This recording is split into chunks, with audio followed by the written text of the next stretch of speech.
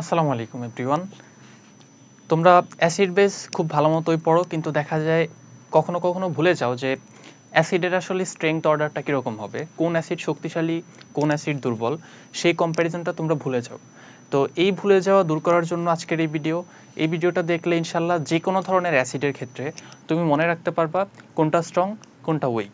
যেমন নর্মালি হচ্ছে আমরা যে অ্যাসিডগুলো দেখি সেগুলোকে হচ্ছে তিনটা ক্যাটাগরিতে ভাগ করা যায়। একটা হচ্ছে হাইড্রোসিড, মানে যেখানে কোনো অক্সিজেন থাকে না, হাইড্রোজেন থাকে, আর ইউজুয়ালি যে কোনো একটা নন মেটাল অ্যাটম থাকে। যেমন ধরো হাইড্রোজেন ক্লোরাইড, যেটা নর্মালি গ্যাস হিসেবে থাকে, সেটাকে আমরা যখন অ্যাকুয়াস সলিউশনের মানে বানাই বা পানিতে অ্যাড করি তখন সেটা হাইড্রোক্লোরিক অ্যাসিড হয়ে যায়। সো এখানে কোনো অক্সিজেন নাই, বাট এটা একটা হাইড্রোসিড। তারপর হতে পারে H2S, এটাও একটা হাইড্রোসিড। 2 নম্বর ক্যাটাগরিতে থাকে হচ্ছে অক্সি অ্যাসিডস। অক্সি অ্যাসিড মানে হচ্ছে যে অ্যাসিডের মধ্যে অক্সিজেন থাকে, যেমন sulphuric acid, nitric acid, commonly তোমরা যেগুলো জানো সেই ইনঅর্গানিক অ্যাসিডগুলো। 3 নম্বরে আসে অর্গানিক অ্যাসিড। অর্গানিক অ্যাসিডগুলো কম্পারেটিভলি উইক হয়, এটা তোমরা জানো। যেমন হইতে পারে ফর্মিক অ্যাসিড, হইতে পারে ইথানোইক অ্যাসিড, প্রোপানোইক অ্যাসিড, এরকম। সো আমরা একটু দেখব যে ধরো 3 টাইপের যে অ্যাসিডগুলো আছে সেগুলোর ক্ষেত্রে কোনটা স্ট্রং কোনটা উইক, এবং এটা আমরা সবসময় কিভাবে মাথায় রাখবো যে কেন এটা বেশি স্ট্রং ওইটা বেশি উইক। ওকে, সো এই জিনিসটা যদি মনে রাখো তাহলে তোমার এইচএসসিতে আসলে তুমি বেশ কিছু জায়গায় অনেক বেনিফিট পাবা। যেমন এই পার্টটা কেমিস্ট্রি ফার্স্ট পেপারেও আছে, সেকেন্ড পেপারেও আছে। ফার্স্ট পেপারে কোথায় আছে? চ্যাপ্টার 3তে একটা পার্ট আছে যেখানে হাইড্রোসিডগুলোর অর্ডার আছে, আর চ্যাপ্টার 4-এ যেখানে যে যাবা, চ্যাপ্টার 4-এ আসলে 3টে অ্যাসিডেরই অর্ডার আছে। আবার তুমি যখন সেকেন্ড পেপারে যাবা সেখানে আসলে পরিবেশ রসায়নে এই অ্যাসিডের শক্তিমাত্রা নিয়ে বিস্তারিত আলোচনা আছে। সো তুমি আসলে 3টা জায়গায় বেনিফিট পাবা, তার জন্য আজকের এই ভিডিওটা তোমার জন্য খুব ইম্পর্ট্যান্ট। তো দেখো, আমরা শুরু করতেছি ফার্স্ট অফ অল হাইড্রোসিড দিয়ে। তো হাইড্রোসিড মানে কি বলছিলাম? যে অ্যাসিডগুলোর ক্ষেত্রে কোনো অক্সিজেন থাকে না, ইউজুয়ালি যে কোনো একটা অ্যাটম থাকে এবং তার সাথে একটা হাইড্রোজেন থাকে, এবং নর্মালি ওই অ্যাটমগুলো নন মেটাল অ্যাটম হয়। সো আমরা যদি হ্যালোজেনের ক্ষেত্রে অর্ডারটা দেখি, হ্যালোজেনের ক্ষেত্রে থাকে হচ্ছে HF, তারপর থাকে HCl, HBr অ্যান্ড HI। তো এদের ক্ষেত্রে আমরা দেখি কি যে অ্যাসিডের অর্ডারটা এরকম হয়, স্ট্রেংথ অর্ডারটা এমন হয়। তার মানে হাইড্রোজেন আয়োডাইড যেটা, মানে হাইড্রো আয়োডিক অ্যাসিড, সেটা সবচেয়ে স্ট্রং হয়। আবার হাইড্রোজেন ফ্লোরাইড যেটা হচ্ছে পানিতে যে হাইড্রোফ্লোরিক অ্যাসিড প্রডিউস করবে, সেটা সবচেয়ে উইক হয়। তো এই রিজনটা কি, এখানে কেন আসলে হাইড্রোফ্লোরিক অ্যাসিডটা সবচেয়ে উইক, হাইড্রোজেন আয়োডাইডটা সবচেয়ে স্ট্রং? তো এখানে আসলে তুমি হাইড্রোফ্লোরিক অ্যাসিডকে দুইভাবে এক্সপ্লেন করতে পারবা। তবে জেনারেলি পুরো অ্যাসিডের যে অর্ডারটা সেটাকে এক্সপ্লেন করা হয় বন্ড লেংথ দিয়ে। যেমন এই ক্ষেত্রে যখন তুমি ফ্লোরিন থেকে শুরু করে ক্লোরিন, ব্রোমিন, আয়োডিন পর্যন্ত যাবা, তখন আসলে অ্যাটমের কি হয়, সাইজ গ্র্যাজুয়ালি ইনক্রিজ করে। তো সাইজ যদি ইনক্রিজ হয় তাহলে তাদের বন্ড লেংথটা ইনক্রিজ করবে না? দেখো, নর্মালি ফ্লোরিন অ্যাটমের সাইজ হবে ছোট, তার সাথে যুক্ত একটা হাইড্রোজেন। কিন্তু যখন তুমি আয়োডিন নিবা তখন আয়োডিনের সাইজ হবে অনেক বড়, তার সাথে যুক্ত একটা হাইড্রোজেন। তখন ন্যাচারালি দেখো তাদের কিন্তু বন্ড সাইজটা বেড়ে গেছে। বন্ড সাইজ যদি বেড়ে যায় তাহলে আসলে নেগেটিভ আয়নগুলো অনেক সহজে স্টেবল হয়ে যায়। বন্ড সাইজ বেড়ে যাওয়া মানে নেগেটিভ আয়নেরও সাইজ বেড়ে যাওয়া। সো নেগেটিভ আয়নের যখন সাইজ বেড়ে যায় তখন আসলে তারা অনেক স্টেবল হয়। স্টেবল হওয়ার কারণে তাদের মধ্যে কানেকশনটা আসলে উইক হয়ে যায়। কারণ দেখো, বন্ডের ডিস্টেন্স বেশি, তো দুইজনের মধ্যে ইলেকট্রনের যে পুলটা ওইটা আসলে আগের মতো আর ইফেক্টিভ হবে না। যেমন এইখানে নেগেটিভ আয়নটা তোমার কাছে মনে হতে পারে যে ভাইয়া ইলেকট্রোনেগেটিভিটির কারণে তো বরং এই বন্ডের ইলেকট্রন ফ্লোরিন বেশি টানার কথা, তাইলে হাইড্রোজেনটা সহজে বের হয়ে যাওয়ার কথা। কিন্তু এখানে ইলেকট্রোনেগেটিভিটির উপরে যে ডোমিনেট করে বন্ড লেংথটা, বন্ড লেংথ যত বাড়ে তত বন্ডটা উইক হয়, যত উইক হয় তত সহজে হাইড্রোজেন ছেড়ে দিতে পারে। এটা গেল হচ্ছে অ্যাকচুয়াল যে সলিড এক্সপ্লেনেশনটা, মানে যেভাবে তুমি এক্সপ্লেন করবা যে কেন অর্ডারটা এরকম হয়। তারপর এখানে আরেকটা রিজন আছে HF উইক হওয়ার পিছনে, সেটা হচ্ছে HF এর ক্ষেত্রে কিন্তু হাইড্রোজেন বন্ড এক্সিস্ট করে। ওকে, সো হাইড্রোজেন বন্ড এক্সিস্ট করার কারণে কি হয়, প্রতিটা হাইড্রোজেন তার আশেপাশে ফ্লোরিন মলিকিউলগুলোর সাথে অ্যাডেড থাকে, প্রতিটা ফ্লোরিন তার আশেপাশের হাইড্রোজেনগুলোর সাথে কানেক্টেড থাকে। তো এইভাবে তারা আসলে একটা লার্জ জায়ান্ট মলিকিউল ফর্ম করে। তো ওই জায়ান্ট মলিকিউল ফর্ম করার কারণে আসলে HF বন্ডটা সহজে ভাঙে না, এই জন্য HF সবচেয়ে উইক। ওকে, সো আমরা বুঝলাম কি এদের ক্ষেত্রে অর্ডারটা ডিফাইন করা হয় বন্ড লেংথ দিয়ে। বন্ড লেংথ যদি বেশি হয় তাহলে বেশি স্ট্রং হয়। আচ্ছা, সো আমরা বুঝলাম যে বন্ড লেংথ যত বেশি স্ট্রেংথ তত বেশি।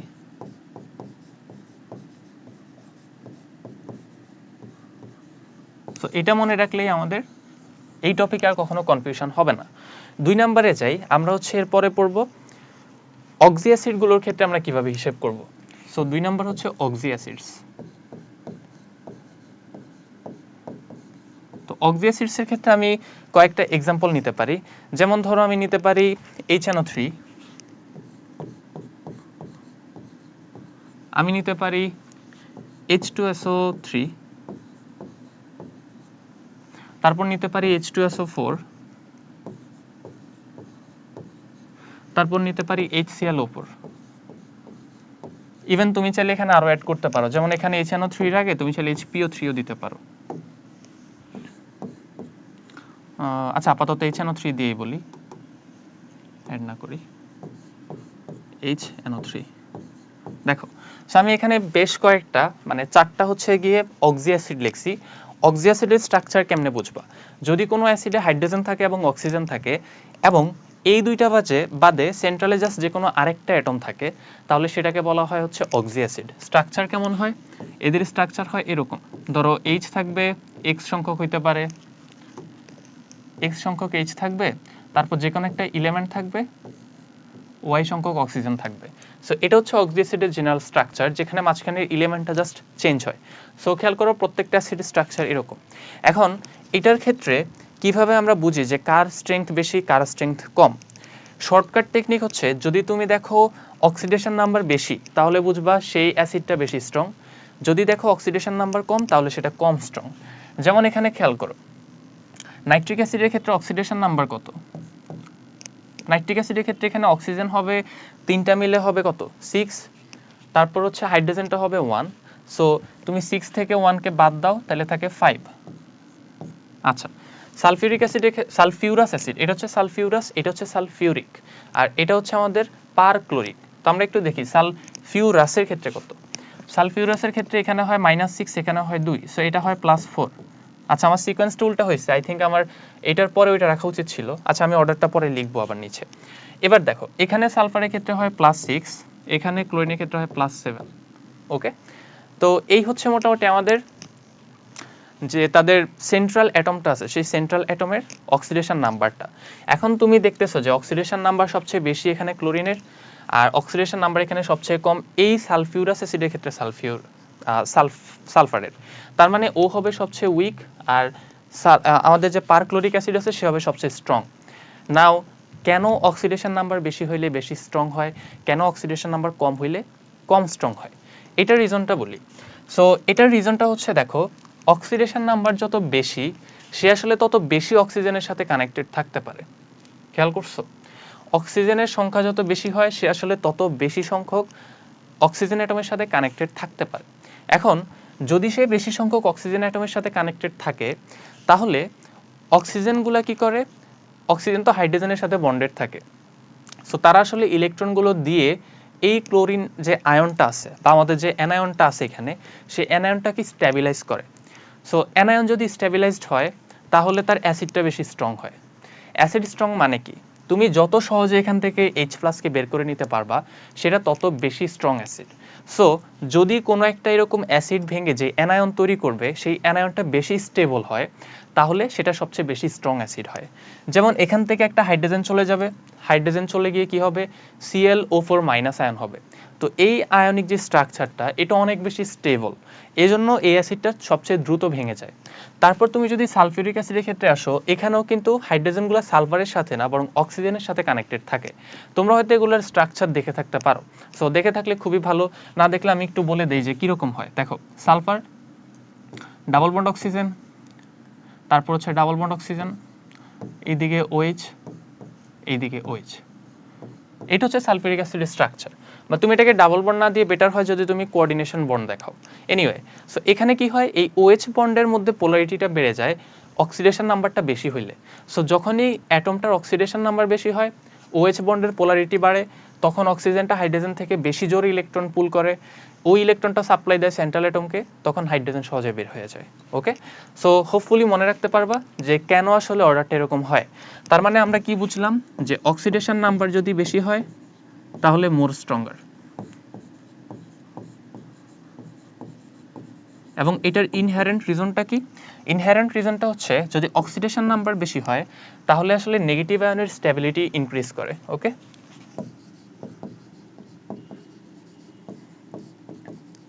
অ্যানায়ন স্টেবিলিটি বাড়ে, এটাই হচ্ছে মেইন রিজন। ওকে, সো হোপফুলি সবাই মনে রাখবা, মনে রাখলে আসলে কাজে লাগবে, কারণ এই জিনিসগুলো আমি দেখছি আমার ম্যাক্সিমাম স্টুডেন্টরা ভুল করে। তো এই জন্যই আমি আসলে আজকে এই টপিকটাতে ফোকাস করতেছি। তো আমাদের তাহলে এটার যে অর্ডারটা, সেই অর্ডারটা হবে সবার আগে H2SO3, তার থেকে স্ট্রং HNO3, তার থেকে স্ট্রং হবে H2SO4, and then HClO4. Okay, so মনে রাখবা। 3 নম্বরে আসে হচ্ছে আমাদের অর্গানিক অ্যাসিড। এবার আমরা অর্গানিক অ্যাসিড নিয়ে আলোচনা করি। তো অর্গানিক অ্যাসিডের ক্ষেত্রে কিরকম? অর্গানিক অ্যাসিডগুলো তো নর্মালি উইক, আমরা জানি। এখন উইক মানে কি? উইক মানে হচ্ছে তাদের যে অ্যানায়নগুলো হবে সেগুলোতে হয়তো স্ট্যাবিলিটিটা কম থাকবে, এজন্য তারা উইক। আচ্ছা, এখন আমরা একটু দেখার চেষ্টা করি যে অর্গানিক অ্যাসিড ইউজুয়ালি কারা হয়। যেমন HCOOH, এটা একটা অর্গানিক অ্যাসিড।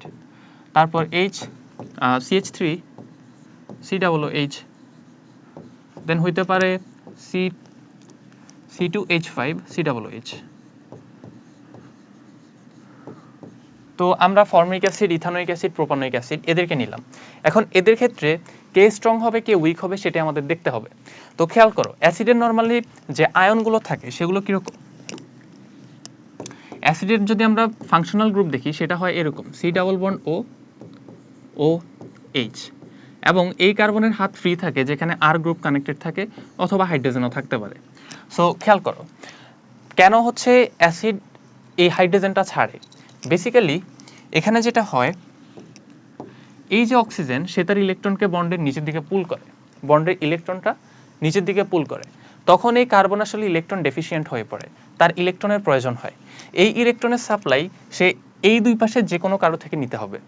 এখন খেয়াল করো, এই পাশে যদি থাকে হাইড্রোজেন, তাহলে হাইড্রোজেন থেকে সে নিতে পারবে, ফাইন, কিন্তু পুরোপুরি বন্ড তো ব্রেকডাউন হবে না, কারণ কার্বন হাইড্রোজেন বন্ডের আসলে পোলারিটি নাই বললেই চলে। কেন? কার্বনের ইলেকট্রোনেগেটিভিটি 2.5, হাইড্রোজেন 2.1, সো ডিফারেন্সটা কিন্তু 0.5 এর চেয়ে কম। পোলার হইতে হলে 0.5 থেকে 1.9 এই রেঞ্জের মধ্যে হইতে হয়। তাহলে কার্বনটা কার থেকে নিতে পারে বা কে সাপ্লাই দিতে পারে? বেসিক্যালি যেটা হয়, এই অক্সিজেনটা আসলে ইলেকট্রন নিয়ে নেয় হাইড্রোজেন থেকে, নিয়ে সেই ইলেকট্রনকে কার্বনের দিকে পুশ করে। ওকে, এটা হচ্ছে মেকানিজম। আবার যদি এখানে আর গ্রুপ থাকে, আর গ্রুপ কিন্তু ইলেকট্রন ডোনর। যেমন আর গ্রুপ মানে কি? আর গ্রুপ মানে মিথাইল গ্রুপ হইতে পারে, ইথাইল গ্রুপ হইতে পারে। আমি যদি মিথাইল গ্রুপ নিয়ে দেখাই, মিথাইল গ্রুপের স্ট্রাকচার কিন্তু এমন। এখন মিথাইল গ্রুপে কার্বন হাইড্রোজেন যদিও পোলার রেঞ্জে পড়ে না, তারপরেও তো সে আসলে বেশি ইলেকট্রোনেগেটিভ। সো বন্ডের ইলেকট্রনকে সে আসলে নিজের দিকে কিছুটা হইলেও টানবে। তখন এই যে নিজের দিকে ইলেকট্রনগুলোকে টানে, এগুলোকে সে এই দিকে পুশ করে দেয়। ওকে, সো দেখো আর গ্রুপ এদিকে যত বেশি হবে তত বেশি তারা ইলেকট্রনকে সেন্ট্রাল কার্বনের দিকে পুশ করবে বা অ্যাসিডের কার্বনটার দিকে পুশ করবে, রাইট?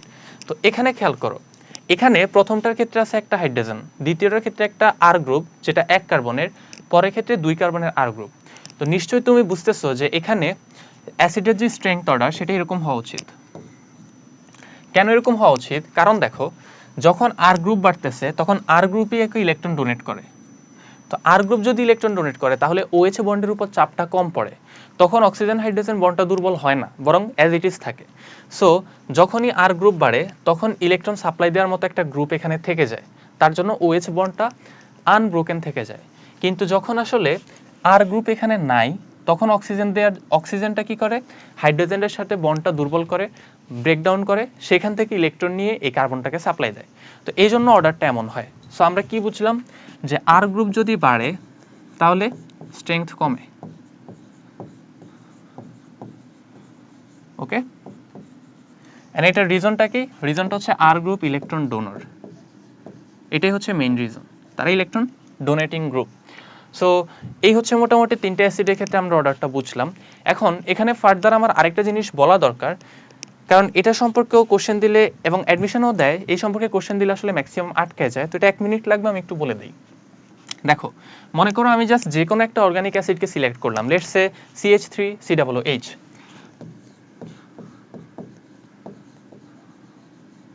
ওকে, তো আমি CH3COOH এই অ্যাসিডটাতে এখন কিছু মডিফিকেশন আনবো। দেখো, আমি অ্যাজ ইট ইজ CH3COOH রাখলাম এবং তারপর হচ্ছে একটা হাইড্রোজেনকে রিপ্লেস করব ক্লোরিন দিয়ে, তাহলে হবে CH2ClCOOH। দুইটা রিপ্লেস করলে হবে CHCl2COOH, আর তিনটা রিপ্লেস করলে হবে CCl3COOH। নাও এরকম যদি অ্যাসিড হয় তখন কে বেশি স্ট্রং হবে, কে কম স্ট্রং হবে? তো এই ক্ষেত্রে বেশি স্ট্রং হবে এইটা, তারপর এইটা, তারপর এইটা। এখন তোমার কোশ্চেন হইতে পারে, ভাইয়া কিভাবে ধুমধামে তো বলে ফেলেন? এটা বলে ফেলার রিজন হচ্ছে, দেখো এতক্ষণ এই যে সেন্ট্রাল কার্বনটা ছিল তার সাথে কানেক্টেড ছিল এইদিকে কে? সরাসরি একটা আর গ্রুপ। তো আর গ্রুপ তো ইলেকট্রন ডোনেট করে কেন? কারণ সে হাইড্রোজেন থেকে ইলেকট্রন টেনে নিয়ে আসে। কিন্তু এখন দেখো সেই আর গ্রুপের সাথে কানেক্টেড হচ্ছে ক্লোরিন, মানে এখানে স্ট্রাকচারটা এমন না যে কার্বন হাইড্রোজেন ক্লোরিন হাইড্রোজেন। তো এখন এই বন্ডের ইলেকট্রন তো হচ্ছে ক্লোরিন নিজের দিকে টেনে নিবে, তাহলে এই আর গ্রুপটা কি এখন এনাফ পরিমাণে ইলেকট্রন সাপ্লাই দিতে পারবে? কমে যাবে না? কমে যাবে। সো কমে গেলে সে আসলে সহজে ইলেকট্রনটা সাপ্লাই করতে, আগের মতো আর ইলেকট্রন সাপ্লাই করতে পারতেছে না।